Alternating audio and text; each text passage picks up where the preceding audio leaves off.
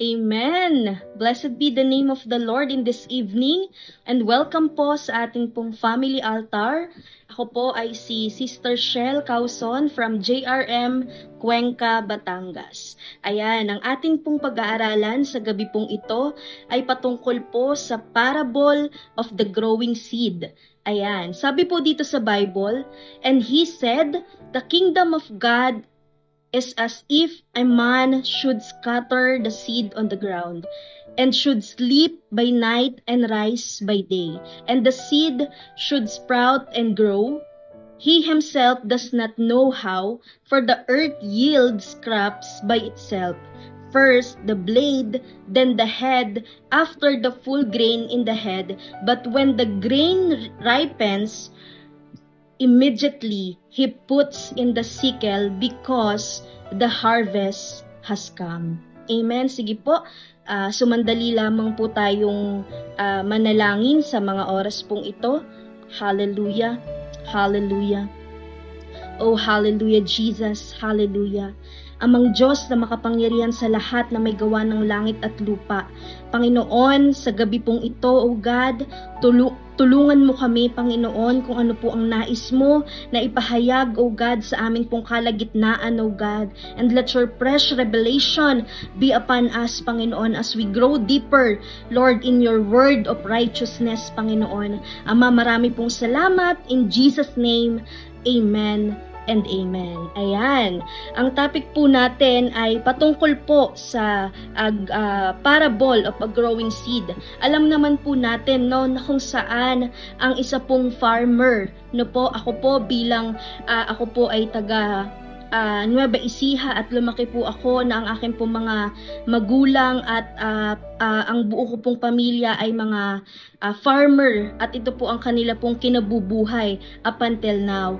At alam nyo po kung papaano po ang isang farmer po ay nagpre-prepare ng kanila pong, kung dito po sa amin ay tawagin po itong punla.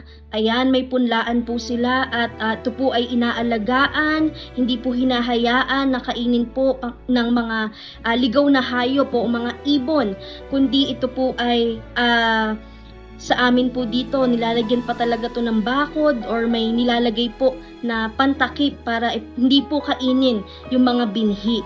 At ang farmer po ay alam naman po natin no, na kung saan ay kung papaano po sila nagpi-prepare na bago sila magtanim ng kanila pong pananim at bago po ito anihin, alam po natin ito po ay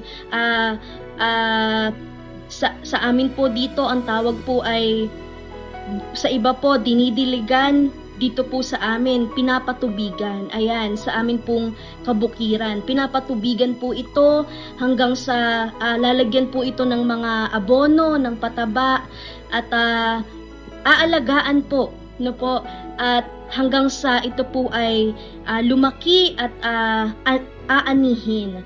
At ganoon din po sa atin pong spiritual life, no?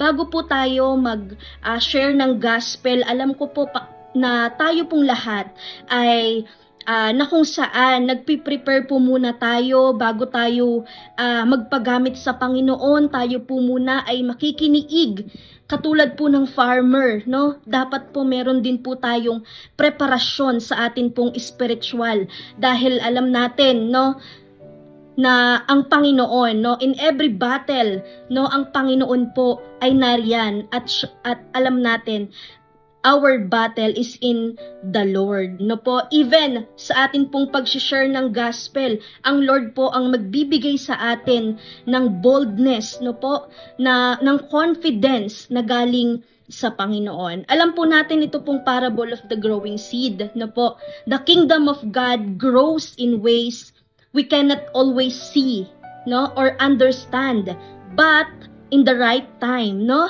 Yung natin pong inaabangan, no? The harvest will come. So, tayo po bilang mga mananampalataya, dun po sa atin pong mga inaalagaan, sa atin pong mga cell group, wag po tayong mapagod, no? Wag po tayong mapanghinaan na kung saan ginawa natin yung part natin, no, sa kingdom ng Lord, na kung saan nag-share po tayo ng salita ng Panginoon dun sa ating pong mga sinesel group, no, na mga bahay kung di po natin nakikita yung result, no, wag po tayong mag-worry.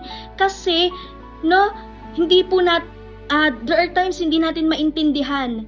Naalala ko nga lang po yung mga kabataan po na binabible po namin sa Cuenca, Batangas. Naalala ko po, nag-share lang po kami. Ang sabi po sa amin ni Pastora Amor and ni Pastor Bong, mag-share lang po kami ng mag-share at alagaan namin ng mga kabataan. At ganoon po yung ginagawa namin, no? Na kung saan yung pag-share po namin ay may kalakip na pagki-care, no? Katulad po ng natutunan po natin sa T40, no? Hindi lamang share ka ng share, kundi dapat nagki-care ka din, no? And at the same time, no, there are times akala natin yung preacher lang, yung missionary lang, yung mga evangelist lang yung pwede. Hindi po, no? Tayo pong lahat, no? Alam natin, we have been sent into this lost and dying world to tell others about Jesus, no po? Na kung saan, kung ano po yung ginawa sa atin ng Panginoong Jesus. And hindi po tayo preacher, hindi po tayo missionary, or hindi tayo pastors. But, kung tayo po, naranasan po natin mismo na ang Diyos ay buhay sa ating mga sarili. We have our story to tell. No po? By the grace of God, no? We have been saved through faith, na po, na kung saan marami po tayong pwedeng gawin. Hindi lamang po nag-share ka ng salita ng Panginoon, kundi paano binago ng Panginoon yung buhay mo, no? Na from the scratch, na ako po mismo, dati natatandaan ko po nung ako po ay estudyante at sa school po namin, nung high school po ako, may pumupunta po ng mga pastors doon, at ang sinasabi ko po lagi, para akong si Saul, no po, nang uusig po ako ng mga Kristiyano.